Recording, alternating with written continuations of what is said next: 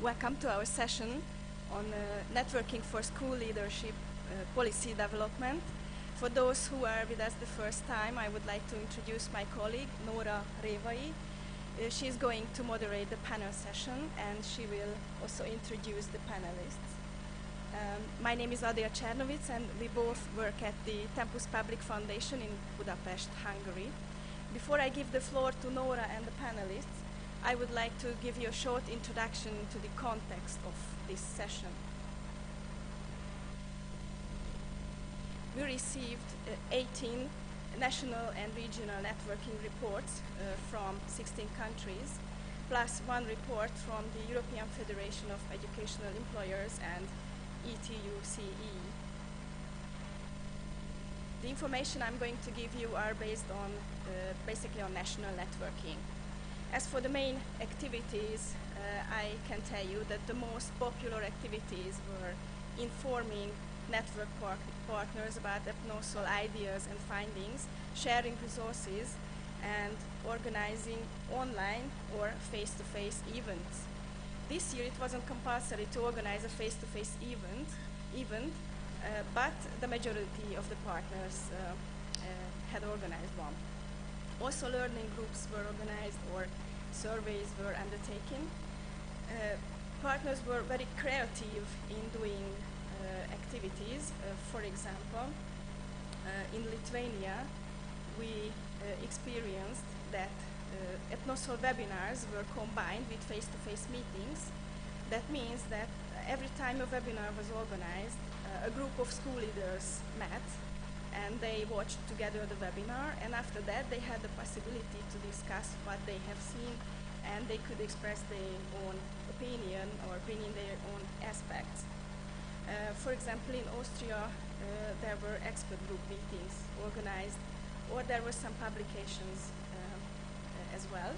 For example, in Hungary, we published a book with a short study and a set of interviews with school leaders who achieved significant results in supporting equity and learning in their institutions.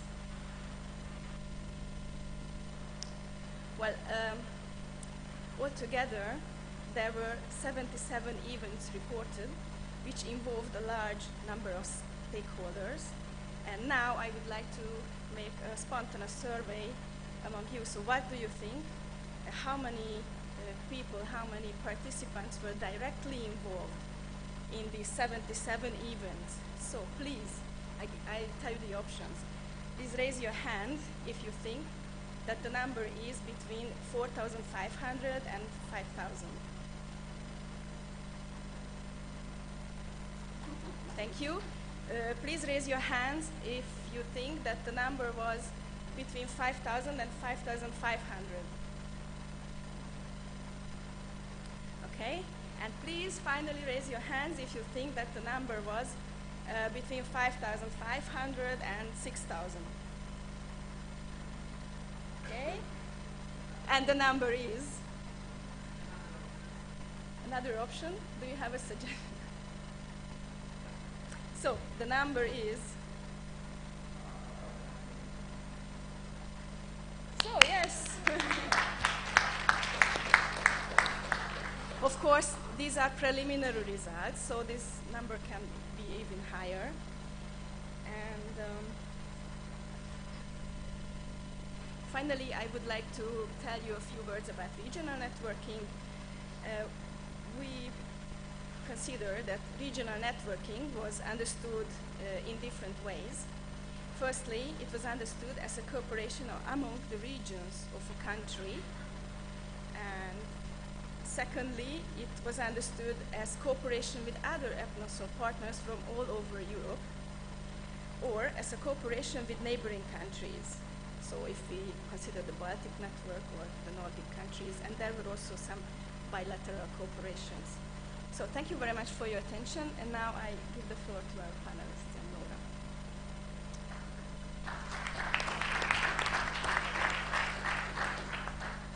Thank you, Adel. So, as Adel has showed you already, networking was at the heart of EPNoSL, of course, as a network. with the objective of generating and facilitating dialogue between different stakeholders, researchers, practitioners, and policymakers across Europe. And in our panel, we have representatives of all important stakeholder groups and different perspectives. So first I'm going to introduce you our panelists, and I would prefer if it was not a classical panel but rather a roundtable type of discussion. So I think we will just talk about networking, our approaches, the different approaches and the different outcomes. So my first challenge to pronounce the names. I have practiced a lot. So I'll start there. Paula Silva from Portugal, from the University Lusófona, and she's a researcher, and she has also been engaged in directing master courses, so in school leader and teacher development and training. And the Portuguese National Network is one of the most active ones. They organize workshops nearly every month or even more often, so she will talk more about that. Bianka Stege from the European Federation of Employers in Education. So Bianka will have a special European perspective on networking. Danguolė from Lithuania. She's from the Lithuanian University of Educational Sciences, where she has been engaged in the coordination of many, many European projects. And we were actually hesitating awarding either Danguolė or Paula kind of award for the best national networkers. Then Gerry Marc from the University College Dublin, where he's a lecturer, and the special perspective of Gerry in our session is that he has been the evaluator of EPNoSL with Gerry this year. So they have conducted surveys and case studies, and so Gerry will be able to tell us about that. Marc Leunis from the Flemish Ministry of Education and Training, where he's a policy advisor, and Marc and the Flemish Ministry I think are very special for involving, making a lot of effort in involving many stakeholders. And last but not least, Tom Hamilton, who is the Director of Education and Professional Learning at the General Teaching Council of Scotland. And again, Scotland is very, very famous for engaging a lot with stakeholders. So the first topic is the approach and maybe also the methodology of networking. And I would like to ask you first, how did you set out to realize the aim of facilitating dialogue and networking? What was your strategy to involve and engage stakeholders? Yeah, maybe I will pass the microphone. Do we have a second microphone? Because I tried to ask for one, but if not, yeah, we will pass it around. I don't know. Would you like to start, Danguolė?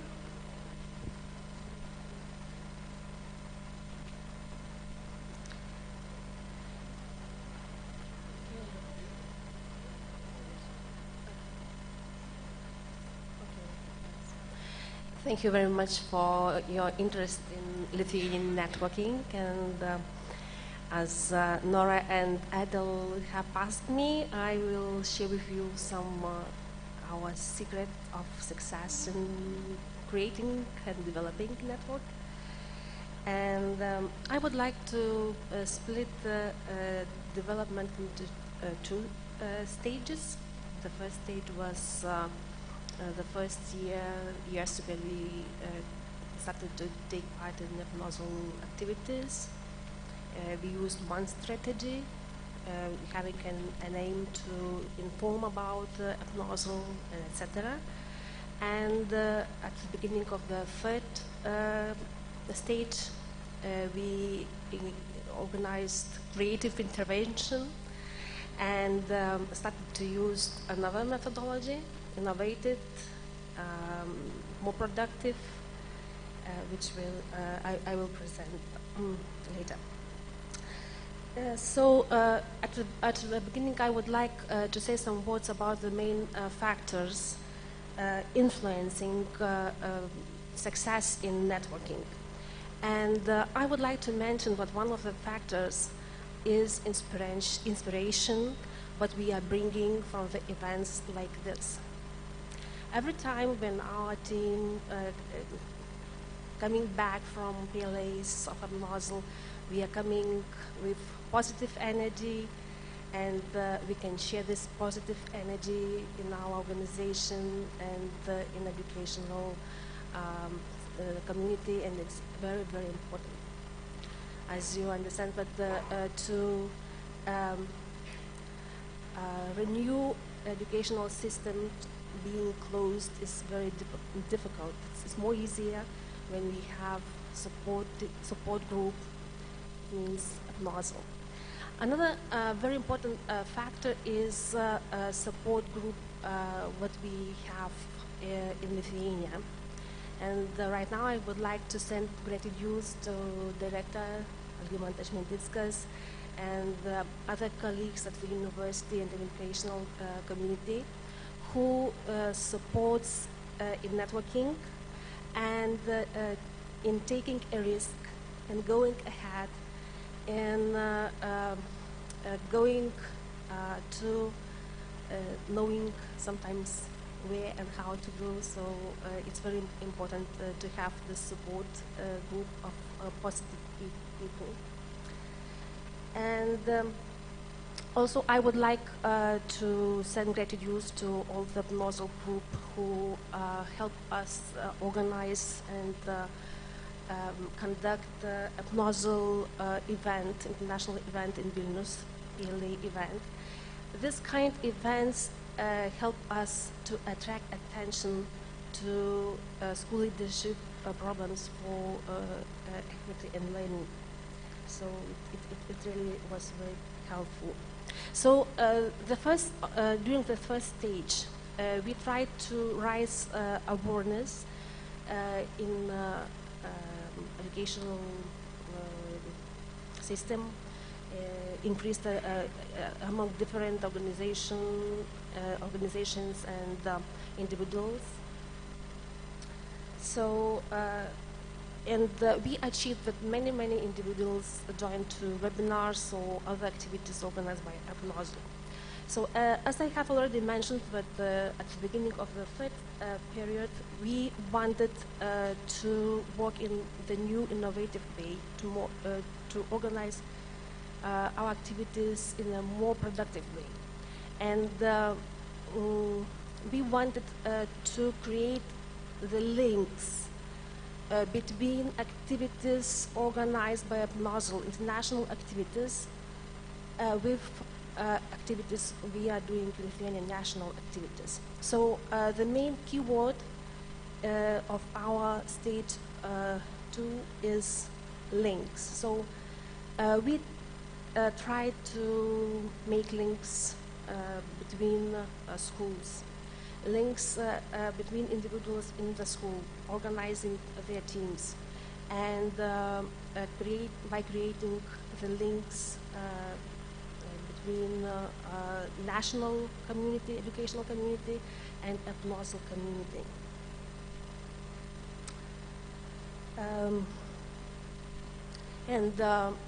We organized innovative conference, which consisted of 6 workshops on the main EPNoSL themes in a blended learning methodology.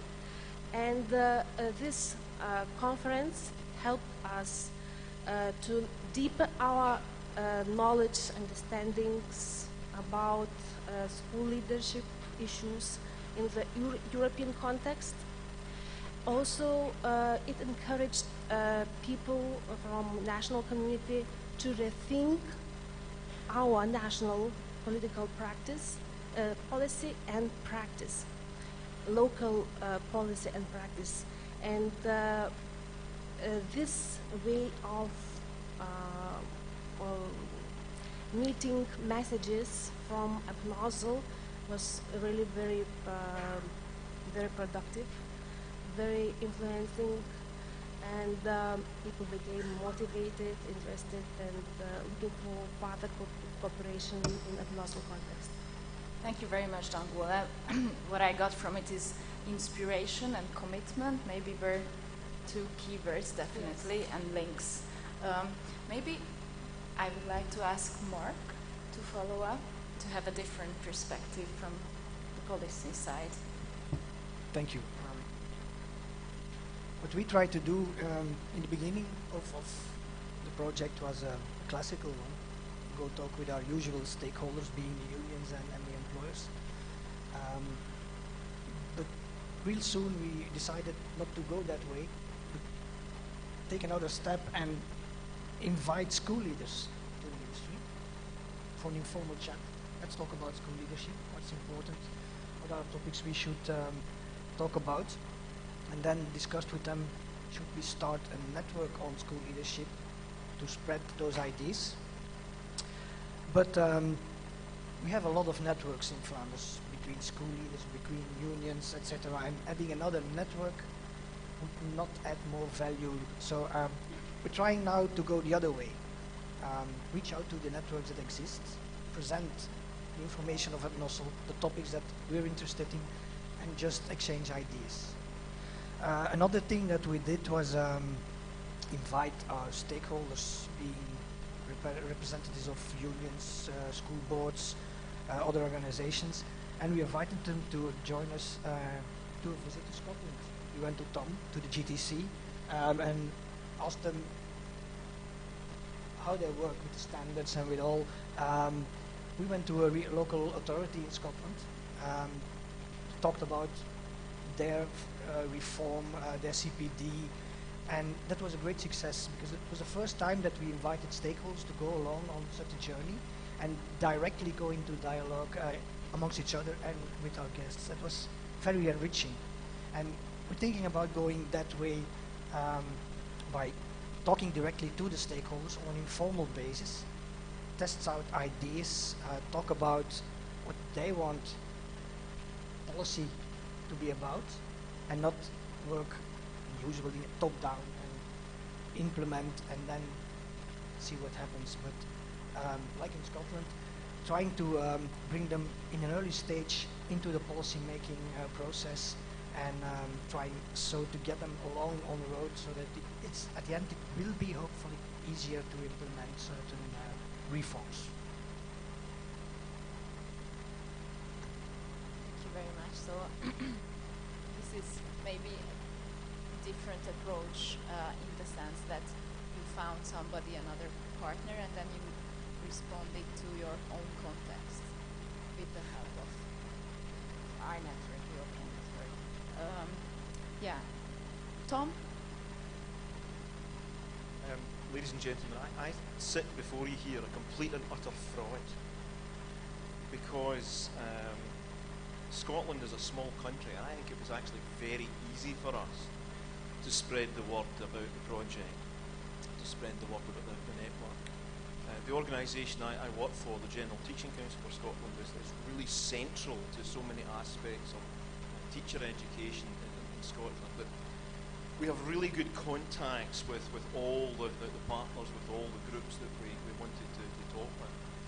And it was actually very easy for me to piggyback on other meetings and other discussions that we were having with all these other groups. So we have 8 universities in Scotland that are involved in teacher education.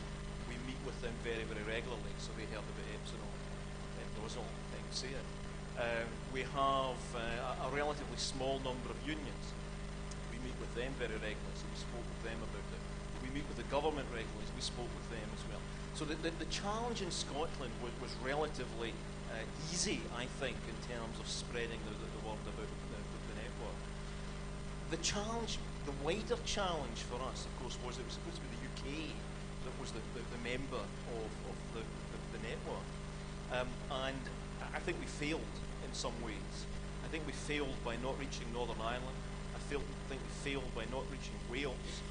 I think we struggled, despite the fact that there are people sitting in the audience today from England, I think we struggled with that kind of linkage into the the English education system, which is so dramatically different from the rest of the UK and certainly from Scotland, and indeed I have to say from most of Europe these days. I think we struggled with that. What we did try to do to have that kind of wider networking was, again, to make use of existing events. So, for example, there's an organisation called BELMAS, the British Educational Leadership Management Administration Society, which met in Scotland, coincidentally, a couple of years ago, and then met in England last year. We had representatives from the policy network at both these meetings. We made presentations, we spoke to people during these meetings. So it did get the word out to a wider group in that kind of way. We had, and it was entirely coincidental, there's an organisation called CERA, the Scottish Educational Research Association, and it has an annual conference, but last year, because it was its 40th birthday, it was having a joint conference with the World Educational Research Association in Edinburgh. And some people from the network, both from England and indeed from other parts of Europe, were able to come to that. And again, we were able to present about the policy network there. So we did spread the word in that kind of way. But in terms of reaching, dare I say it, the really major players in English education, I don't think we got there.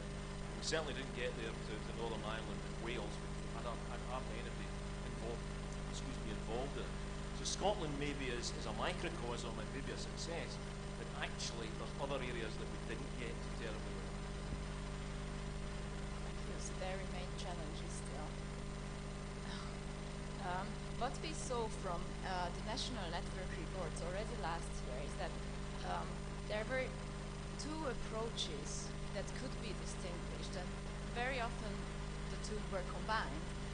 And one of them was what we called a kind of push approach, which is rather introducing and also understanding in your to your national stakeholders. And so, for example, what Danguolė said about inviting stakeholders to watch the webinar together, this is this kind of approach. And the other kind of approach was a rather pull approach, which is practically building on the national needs, the needs of those stakeholders, and then trying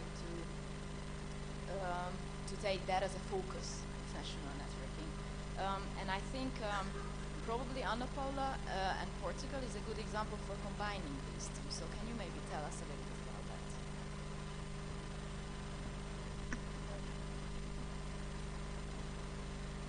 Actually, I didn't work alone. I worked with my colleague, Silva, who is there. Well, we were two as a task force, not just one. And just starting giving you some numbers. We reached 350 schools, 10,000 teachers, and over 12,000 students. It was the people in the school that we've reached. Main of these people, we didn't work close with them, but we really are working very close to 17 schools, to almost 300 teachers that have the responsibility towards 3,000 students. This is just some figures. I have the pleasure to present the partners. About now, just some words about strategy. Actually, we are not super women. We are rather regular women. The main strategy was to take advantage from resources at hand. As teachers trainers, known among directors of teachers training centers and school and as university teachers as well, we had the opportunity to disseminate EPNoSL, particularly its framework, concerns and goals, to a considerable number of practitioners, as I told before, for whom EPNoSL materials and outputs were very useful on meeting their concerns and needs. Therefore, they have kept their interest and stayed involved in the national network. I have to say that we just have to organize seminars and workshops during the first year. The following years, we were requested to go to the schools to work with them, responding on their concerns and requests. And I summarize some points. What is important in our context and what worked in our context? First of all, to know the context and keep people on the spot. Actually, we succeed to involve the Portuguese Ministry of Education, not because we have written a lot of letters to the minister, but because I have a good friend in place now. And we took advantage, really, of this kind of previous relationships. It's very important to be known and recognized by practitioners. Otherwise, we won't be so looked for and so requested in our help, to give help. Another thing was accessibility. Being at the university, in my case, directing master courses, it was very, very facilitating of involving people and responding to their needs. Another point that is also very important, and that also happened with the involvement of the ministry, is the convergence of interests. To network, we have to meet other people's interests. Another feature of our work was also availability to respond to people, practitioners' requests. And afterwards, but perhaps at the beginning, it's necessary to believe, be patient, realistic, and persistent. And I think this is the first and the last thing that we have to succeed what we have achieved. Thank you very much. Bianca, you can keep the microphone. So what you have said as a last point, Anna Paula, or last but one, is response to local needs, so the convergence of interest. And I wonder how it is for a European network, where probably the interests are not so congruent. So Bianca, can you tell us about what networking looks like at the European level? Yes, thank you. Well, Anna Paula, let me tell you first, I think both of you are superwomen, so you did a great job. I also would like to congratulate the network with the data we just have seen. It's fantastic what we have reached together. As European Federation of Education employers, networking is what we do. So therefore, maybe I would like to share a little bit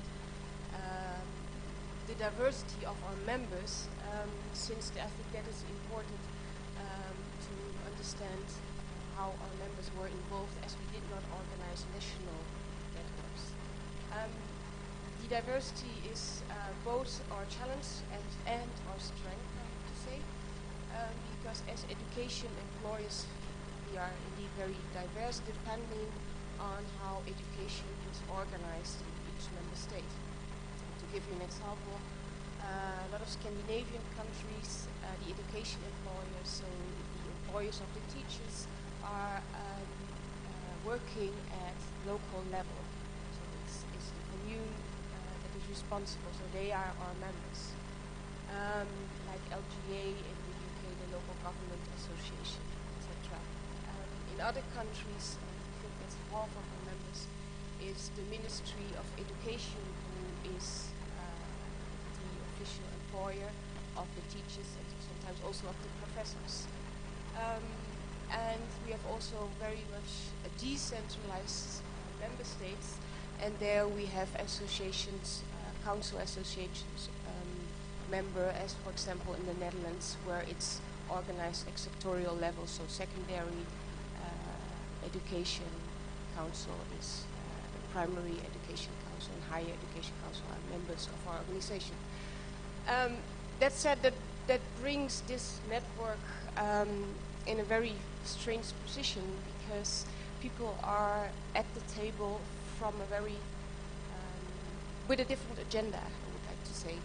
And sometimes, well, especially in the beginning, it was a little bit awkward, especially if you have a decentralized country as the Netherlands, where our member was saying like, well, we have been working for years now to decentralize education, and now I'm sitting here with a lot of countries where there is a centralized system. But I think that at the same time it was our strength, because people were out of their comfort zone and having the same goal, talking about quality of education, talking about employment issues, having a social dialogue with the trade unions, and that they made them maybe a little bit more creative and also comfortable to talk to each other. That said, what we did as organization to involve our members in this network is involve them in the webinars. We have also tried, together with Kathy, to get especially our ministries involved in the network, and I think we have some good results today with some new members. We have also been promoting the material among our members, so in I think 32 organizations the results of the EPNoSL have been spread. And last but not least, we had our own school leadership project together with ETUCE, and we got inspiration out of this network for our own peer learning visits, and also we invited some of the experts who are here present today. Thank you. And maybe this brings us to our second main topic, the policy network, the European Policy Network on School Leadership, was not just about networking for its own sake, but the one of the main objectives was influencing policy on school leadership. So let's talk a little bit about the outcomes of this all these networking activities. And maybe first I would like to ask Gerry, who has been engaged in assessing the impact on policy of EPNoSL content. So can you tell us a little bit about that? Okay, good afternoon everybody. As you already know, myself and Jackie have been working, or many of you know that we've been working on the evaluation of this network, and to some degree it's, I'm going to use the analogy of a train, because it's actually a moving train, and we have jumped on the train from time to time and travelled a bit of the road with you, or the railway line, and jumped back off again. But one of the things that's, I suppose, really interesting about this network is that the train keeps going, and it has, and even since our last project, which was the case studies, we have more work that's been ongoing, more initiatives have been taken by different countries. So the landscape is changing all the time, and it seems to me like it's, and I think that's really powerful, because it's active, it's developmental, and it's building on the energy that's developing within the network. And I think that energy is quite special. So it's something that I think we've talked about the other evening in relation to sustainability, how we keep this energy going into the future. We have really made some very positive developments in various different countries. Our case studies have found that, and other than our case studies, there's loads of examples that some have been cited here today that aren't in our case studies that have also had really, really positive impact in the various different national contexts.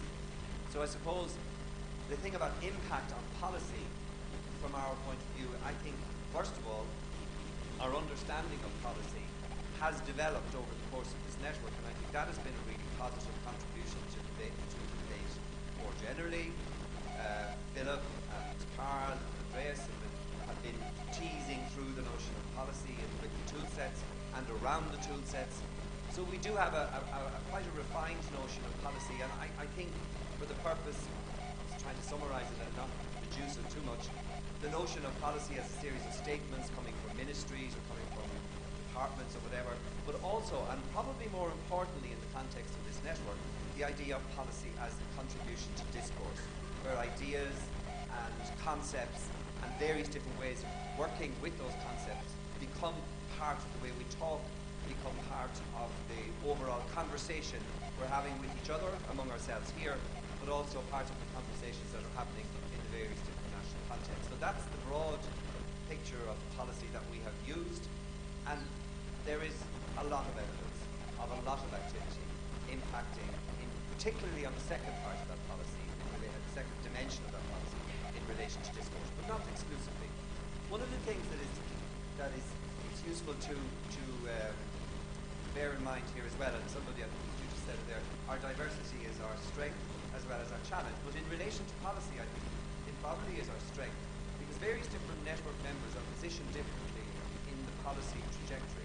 Some people are closer to practice, some people are closer to ministries, to departments, or to officialdom, if you like.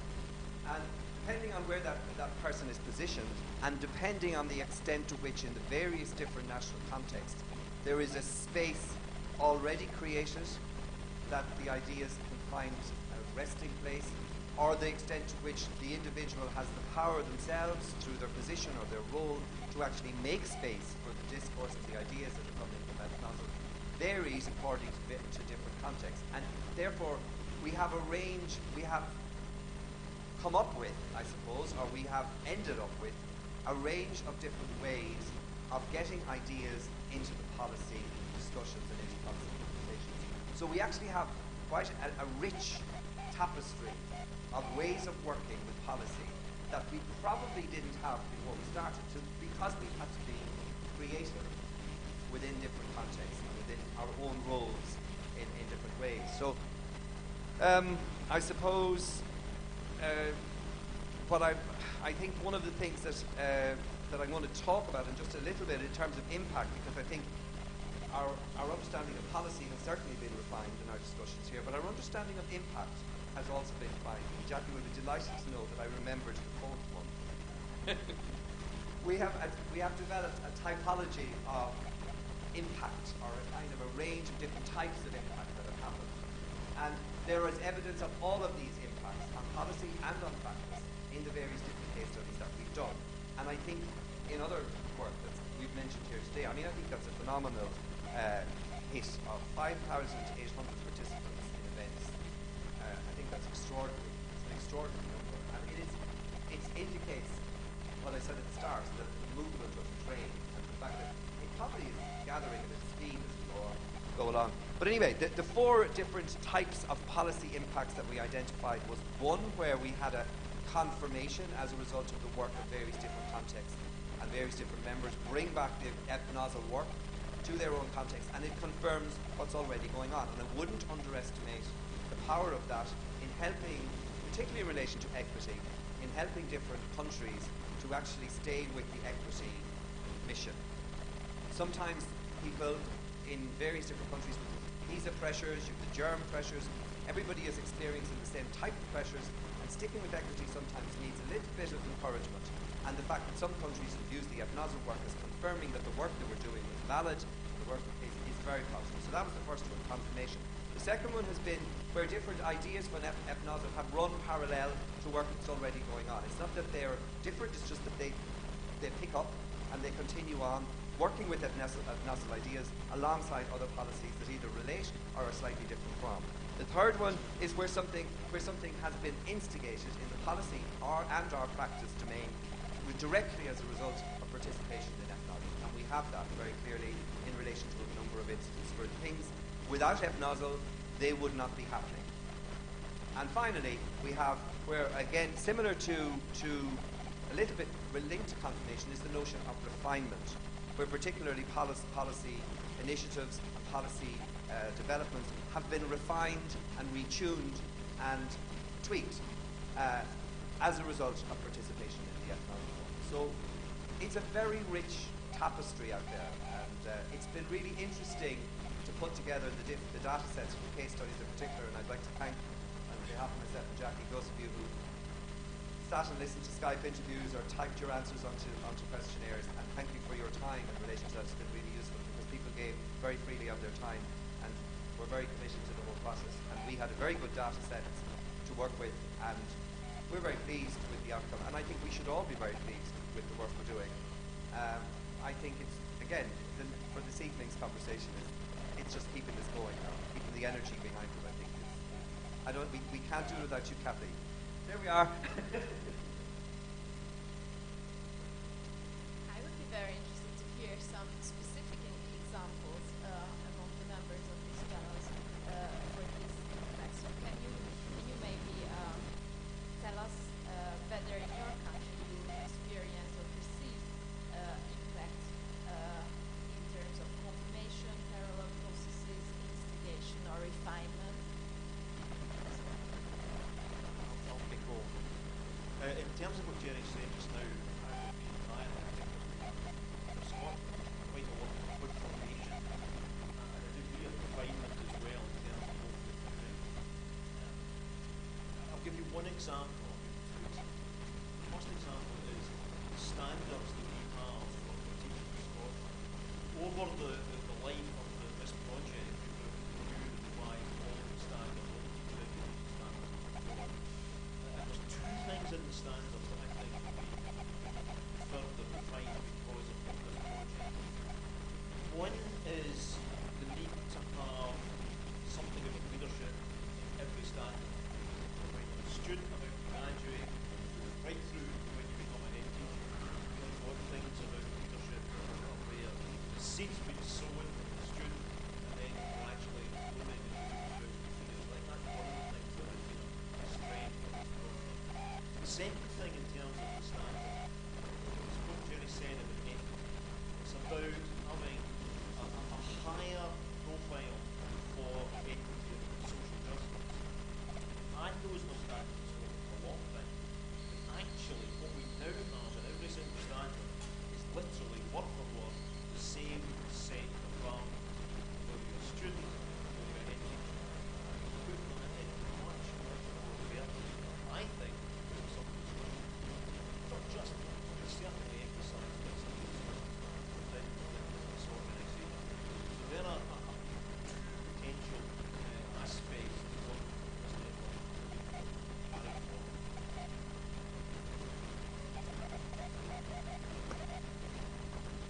I totally agree with Gerry. As I see that traveling in this train make difference on national level and influencing policy, as we know that information and knowledge is the power, and if more and bigger group of people getting information from EPNoSL and raising awareness, in which way we empower people to take part and be more active in policy in making and policy influencing. And from the other side, it take into attention other stakeholders, let's say policymakers. They are getting more motivated, interested in what we are doing, and in which way involving policymakers to EPNoSL activities in Lithuania. So really, I think that we have started and have already done the first steps in influencing policy in Lithuania, and we have a hope that one day this theoretical triangular idea, which came from Dr. Papadakis at the beginning of EPNoSL, will be realized in Lithuania, and we will have a very good relationship between academics and policymakers and practitioners, and we will cooperate all together and we'll go ahead with improving education for equity and learning.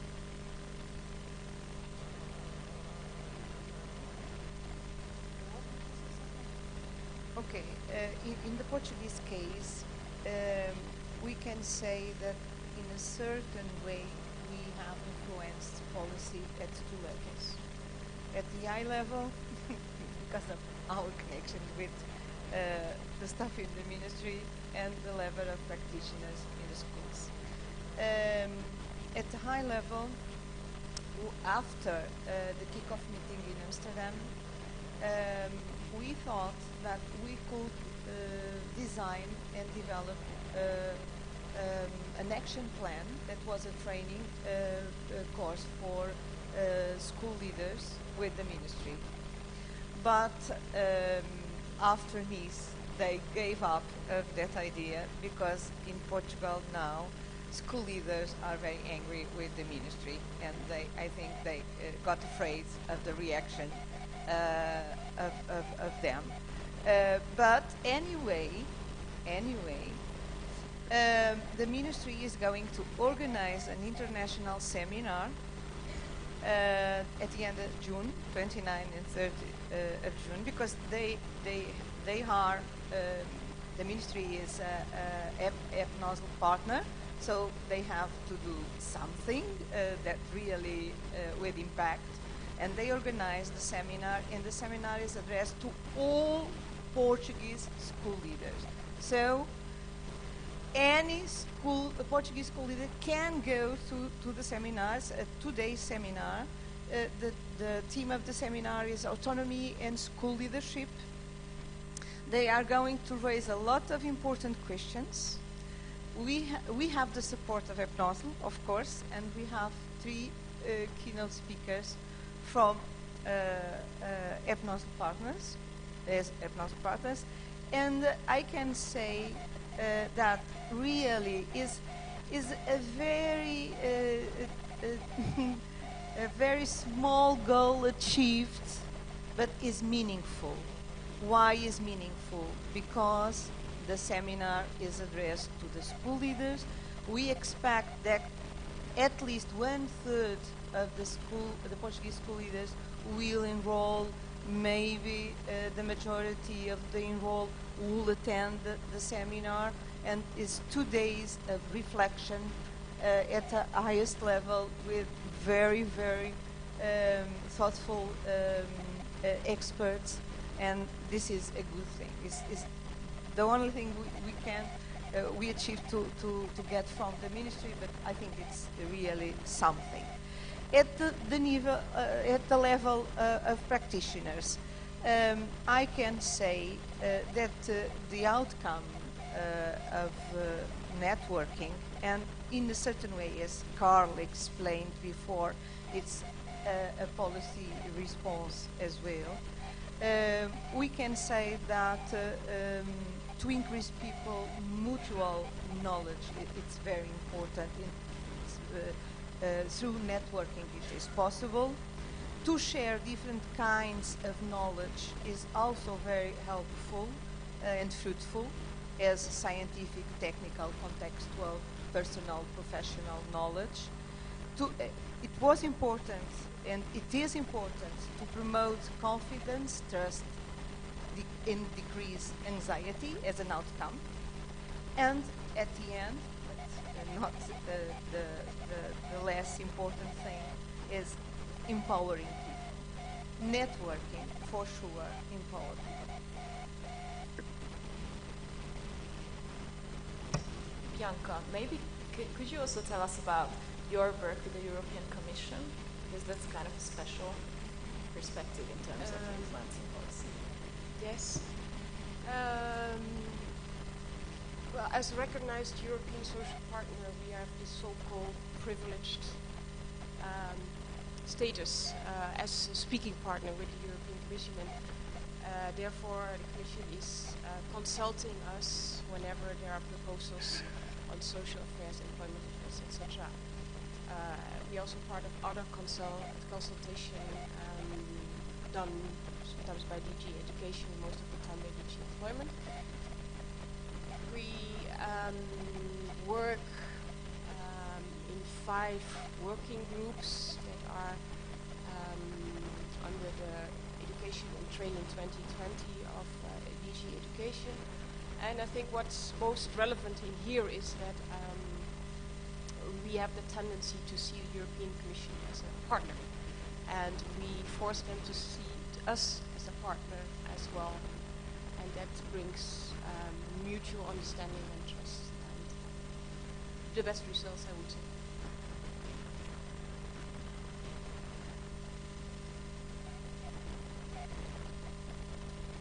Yes, as far as outcome is concerned, in Flanders, there has been some impact of the material that we spread coming out of the network, and also the material that we ordered ourselves regarding school leadership.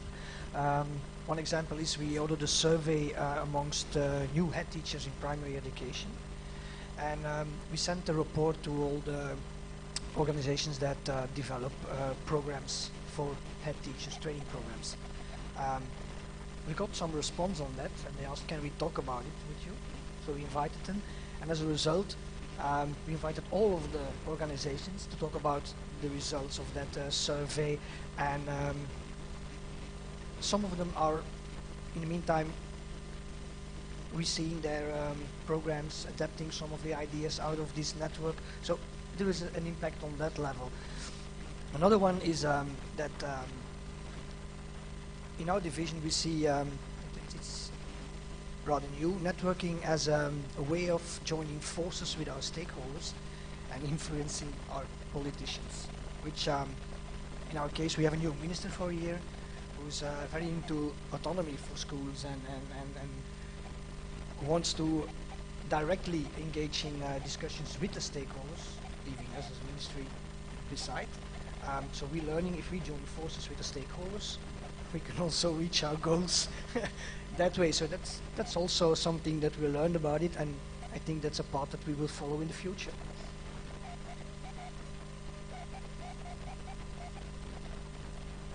Thank you for all these examples. Gerry, I wonder if you saw Bianka, so you have seen lots of impact on policy, and mainly on policy as a process and as influencing discourse. Have you seen any particular challenges that have come up, or questions that have come up? I think the challenge relates to context. I think some contexts present more challenges than others.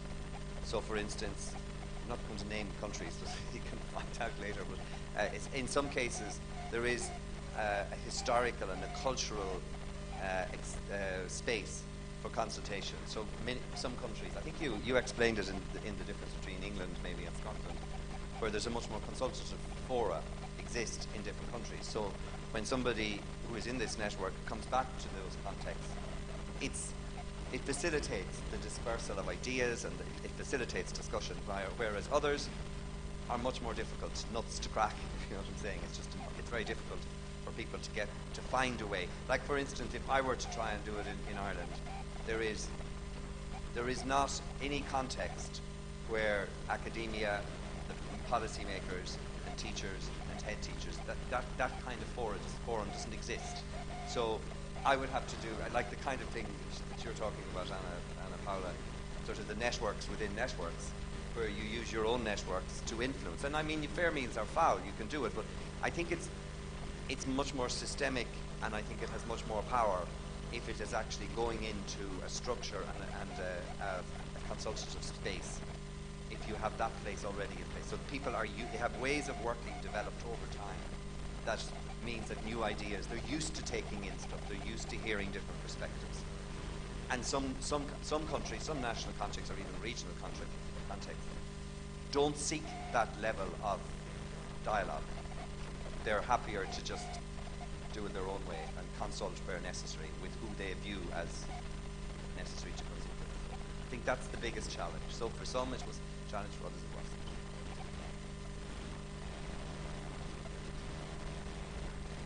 Could I ask you to formulate a short message for the audience on why network and how to do this?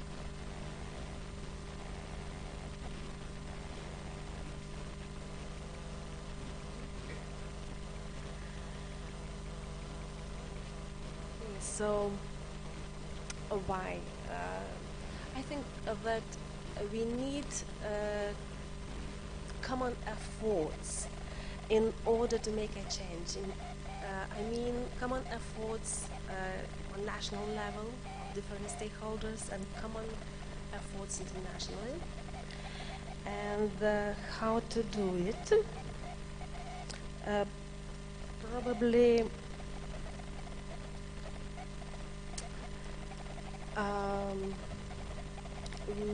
we should think about positivity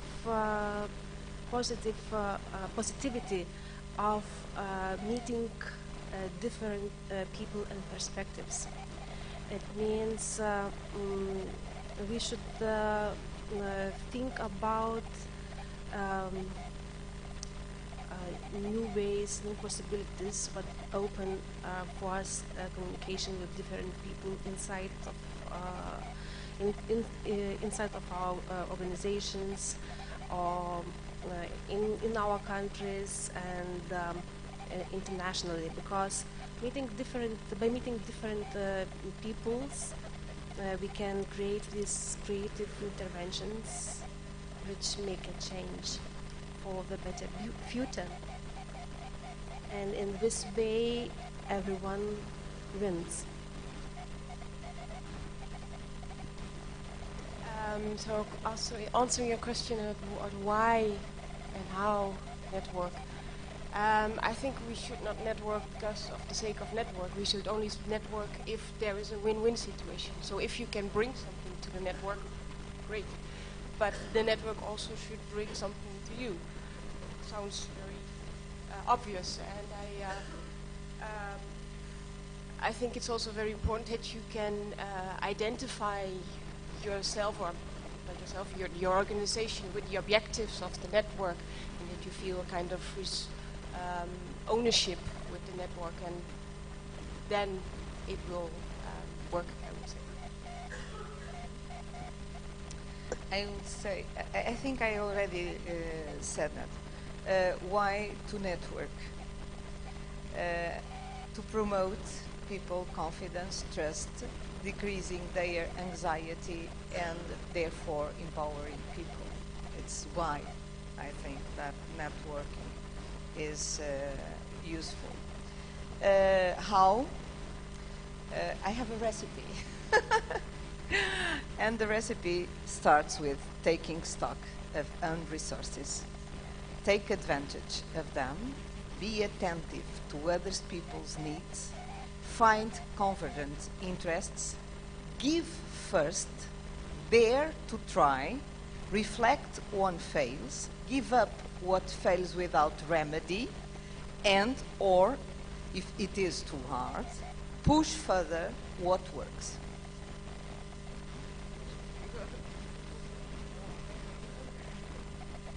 I suppose for me, I think it's a simple issue of numbers, and the combined message of a network like this is pretty powerful. And I think a number of people in the case studies mentioned the confidence or the status that comes with being the national representative of the network in their countries, which means it's not just me talking about my ideas. I'm actually saying I'm coming here and we've discussed this as part of a network, and these are our network messages. So it does have an added strength there. And I think that it's back again to the equity issue. I think for those of you who remember Berlin, and I did a presentation in Berlin around the sorry state of affairs in relation to equity in much of the discourse. And I think that we have made, as a network, I think we have made a significant contribution to putting that on the map, to explicating equity as a very, very clear aim in our work. And that comes from numbers and from networking and from problematizing the issue. So there's a lot of us here. It's powerful. What to add? I think A network should give every stakeholder an equal voice in the debate, and at the end, as you said, empower all stakeholders in the same way. I think I have nothing more to add to what's been said before. So. Very briefly, I think networking in principle is the way to go. I think it's the right thing to do. But I think there's also a practical aspect to it. And that is in terms of developing policy. I sat in here earlier this morning at Carol's workshop about policy and policy response. And the point was made really clearly there about the difficulties of having policies adopted. They nearly always are adapted as they're put into effect. But if you've actually had people in your network right at the very, very beginning, helping to design, helping to develop, helping ultimately to deliver that policy, you've got a far, far better chance of it being adopted than it being adapted, or dare I say it, subverted. Tom, this is not fair because I wanted to use Carl's workshop as a conclusion. So I think we have practically formulated the conclusions, and yeah, I also just wanted to refer to what Carl called as creative solutions to overcome the barriers that are in the way of a successful dynamic process of policy and influencing discourses, as Gerry put it. And so one of these creative solutions, or yeah, two of them, were collaboration with staff, with schools, with stakeholders, and developing communication. And for me, all that you have said is about this practically, so a creative solution. And maybe this is our influence on policy actually. So yeah, let's, I think, finish with that and hope that we are not really finishing with that. Thank you very much for all the participants.